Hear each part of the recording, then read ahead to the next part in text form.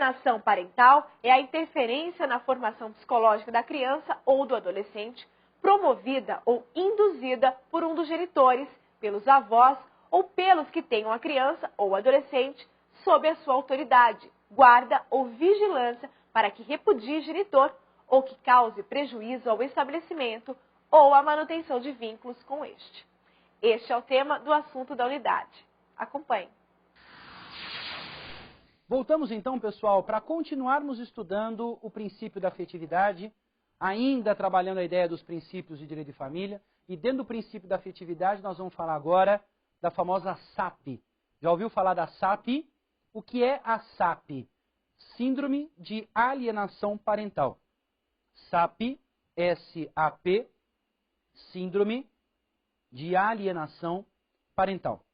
A alienação parental é um problema que originariamente começou a ser estudado na psicologia, um problema muito sério, um problema muito complicado, que atinge, infelizmente, grande parte das famílias dentro do nosso país. Na outra unidade, nós trabalhamos a ideia de abandono afetivo, e o abandono afetivo ele pode ocorrer tanto pelo pai quanto pela mãe. Mas quer que eu seja honesto com você? Na grande maioria das vezes, esse abandono afetivo é feito pelo pai. Não que a mãe não faça, porque eu conheço o caso também de abandono afetivo materno. Mas na grande maioria dos casos, o abandono afetivo é exercido pelo pai. Por isso que eu citei o princípio da paternidade responsável. Mas, infelizmente, a triste notícia é que na SAP, na alienação parental, na grande maioria das vezes, isso acontece com quem? Com a mãe. A mãe é que agora é a grande vilã da história. E por que que acontece isso? Vamos explicar então, para vocês poderem entender melhor o que é essa alienação parental. A alienação parental se dá quando um dos genitores, o pai ou a mãe, na maioria das vezes a mãe, acaba atuando de forma decisiva e direta para alienar o filho, contra o pai. Ou alienar o filho contra um outro genitor ou genitora, né? Então, exemplo, imaginemos a mãe que vai estabelecer uma pressão fortíssima, uma pressão psicológica muito grande para conseguir separar o filho do pai. Então ela vai usar de todos os meios, de todos os artifícios, meios cruéis, meios violentos, meios muito complicados para afastar o pai do filho. E aí ela não vai poupar esforços para conseguir alcançar o seu desiderato, o seu objetivo, tá? E isso às vezes acontece de tanto, ser soprado na orelha do filho, seu pai não presta, seu pai não presta, seu pai não presta, quanto com a dificuldade de permitir a visita, o acesso, a dificuldade, de permitir o contato, ou seja, a mãe começa a dificultar para impedir o contato, para impedir a visita, para impedir o acesso. Quando não dá certo, culpa o pai, mesmo às vezes o pai não tendo culpa, leva a fama dessa culpa. O pai liga dizendo, olha, nessa semana eu não vou poder pegar meu filho. Aí o que acontece? No dia que a mãe avisa, ou liga antes e a mãe só passa depois. Enfim, várias situações para trabalhar a cabeça do filho negativamente com relação ao pai. E aí, para piorar, às vezes essa alienação parental é feita com a chancela do Poder Judiciário. Vocês acreditam? Por que é feita com a chancela? Existem pessoas maléficas. Existem pessoas que, às vezes, não têm muitos pudores em suas atitudes. Então, já há casos de registro na jurisprudência de alienação parental que traz a notícia, presta atenção, a notícia de um falso abuso sexual. Olha que loucura. Imagine você que está estudando para magistratura, logo vai se tornar juiz de direito, não é assim? Ah, ixalá, professor, com certeza. Mas veja só, imagine que chega até suas mãos uma notícia de um indício de abuso sexual de um pai contra o filho ou de um pai contra a filha. E nessa notícia vem um pedido para que você suspenda liminarmente a visita do pai com o filho ou com a filha. Em miúdos, ela quer, a pessoa que lhe dá essa notícia, que você suspenda liminarmente o contato entre pai e filho. O que é que você faria num caso desse? Qual é a decisão que você iria proferir? Eu tenho certeza que para não ficar com a consciência pesada lá na frente, você suspenderia liminarmente. E com essa decisão, o pai estaria impedido de ver o filho, impedido de ver a filha. Bom, se você recebeu essa notícia, vai ter que ter uma instrução processual, vai ter que ter uma investigação. Essa é a instrução processual, essa investigação depende do transcorrer do curso de um processo. Quanto tempo demora um processo na sua cidade? É ágil, porque nas capitais o judiciário está saturado, a coisa demora.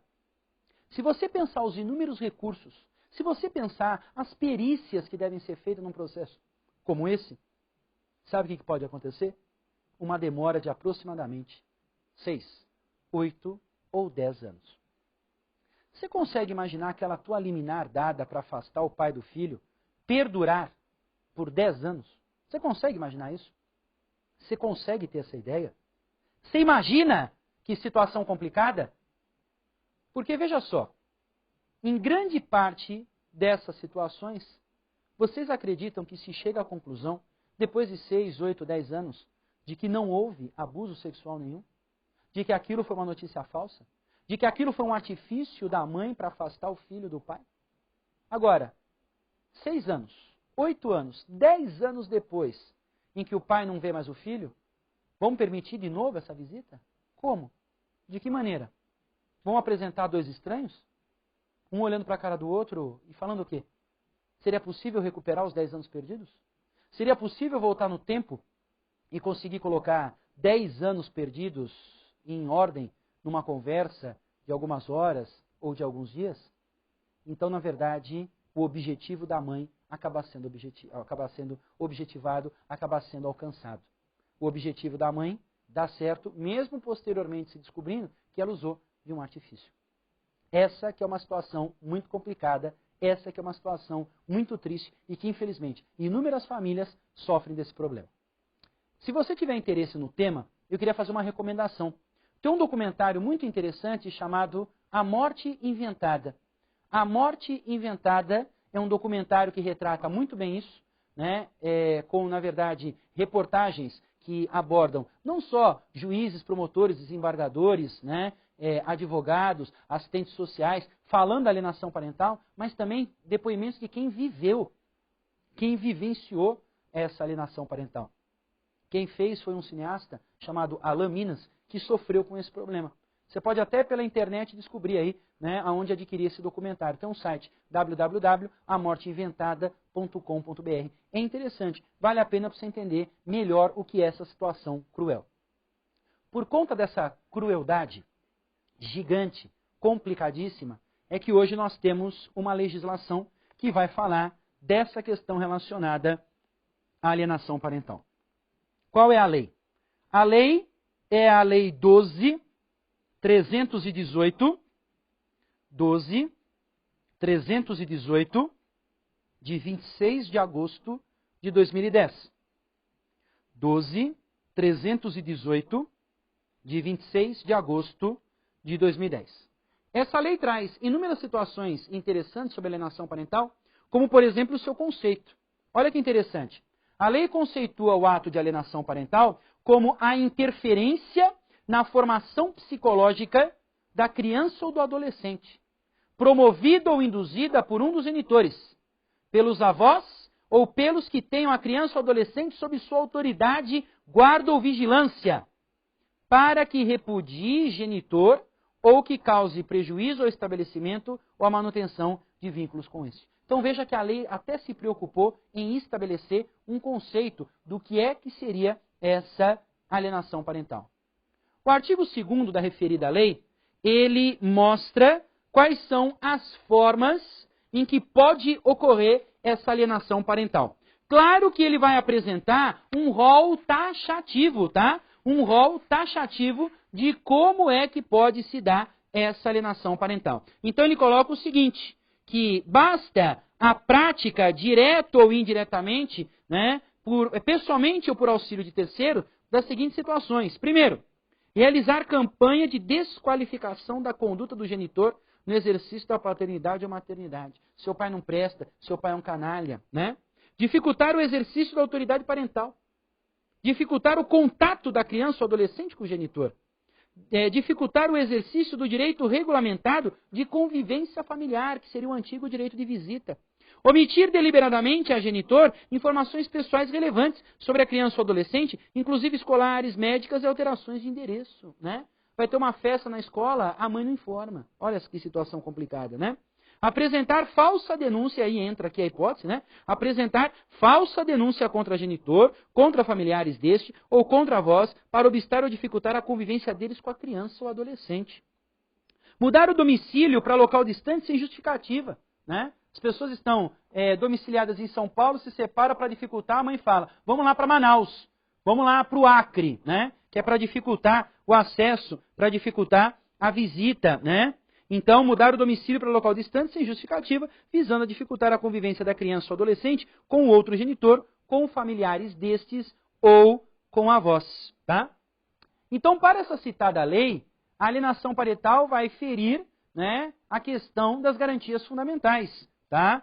Tanto da criança quanto do adolescente, no que tange ao direito de convivência. Ao direito de convivência familiar, saudável, afetiva, não só com o genitor, com a genitora, mas com o grupo familiar, né? Com os parentes, com os meios-irmãos, né? Com todas essas pessoas, tá? O artigo 4º da Lei de Alienação Parental diz que declarado indício de ato de alienação parental, a requerimento ou de ofício, em qualquer momento processual, em ação autônoma, incidental, o processo terá tramitação prioritária. Então, olha que interessante. Tramitação prioritária nesse processo para quê? Para evitar sanções com relação a qualquer tipo de afastamento, né? Determinará com urgência, ouvido o Ministério Público, as medidas provisórias necessárias para a preservação da integridade psicológica da criança ou do adolescente, inclusive para assegurar sua convivência com o genitor ou viabilizar a efetiva reaproximação entre ambos, se for o caso. Você que vai prestar concurso para o MP, é importante saber que a intervenção do MP aqui, né, vai existir. Para buscar justamente o que é melhor para a criança, por quê? Porque o que essa lei aqui vem estabelecer é uma necessidade do juiz não autorizar liminarmente o afastamento, mas de repente pensar numa forma diferente, uma visita assistida, acompanhada por alguém, né? O que o filho não pode, na verdade, ser penalizado é de não ter essa convivência, de não ter essa possibilidade de conviver com o seu genitor. Então é importante colocar todos esses casos, né? Todas essas situações, porque nesse processo, segundo a lei, o que vai acontecer? Vai ser determinado perícia psicológica, né, ou biopsicossocial, tá? Vai ter um laudo pericial em ampla avaliação psicológica, né, conforme o caso, tá? Vai ter entrevista pessoal, exame de documento, né, dos autos históricos do relacionamento do casal e da separação. Olha que interessante. Analisar inclusive o histórico da separação, né? Cronologia de incidentes, avaliação da personalidade dos envolvidos também serão estudados, né? Todas essas situações importantes aí.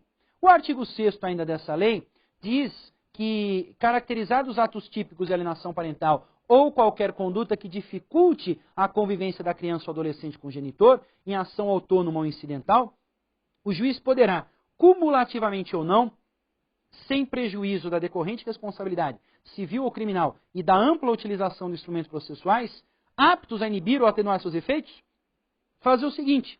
1. Declarar a ocorrência de alienação parental e advertir apenas o alienador. Aplicar o regime de convivência familiar em favor do genitor alienado. Olha isso. Inverter, né, basicamente aí a guarda. Estipular multa ao alienador. Determinar acompanhamento psicológico. Determinar a alteração de guarda para guarda compartilhada. Determinar a fixação cautelar do domicílio da criança ou do adolescente. Olha só, um outro domicílio. Declarar a suspensão da autoridade parental, uma situação mais complicada, né? Nesse caso, que seria justamente estabelecer, né, a perda da autoridade parental, a perda do poder familiar, né? Então veja que olha quanta coisa interessante trouxe essa lei. Então eu queria apresentar essa novidade para você por conta dessa lei recente de agosto de 2010, que trata da alienação parental, tema esse relevantíssimo e que vai aparecer na sua prova de concurso. Eu encerro então essa unidade, me despeço aqui e te vejo na próxima então. Até mais! Estudamos nessa unidade o tema alienação parental. Acesse agora o seu correio eletrônico na aba Mensagens, logo aqui acima da tela, e entre em contato direto com o seu orientador. O conteúdo desta mensagem só pode ser visto por vocês. Então, não deixe passar nenhuma dúvida.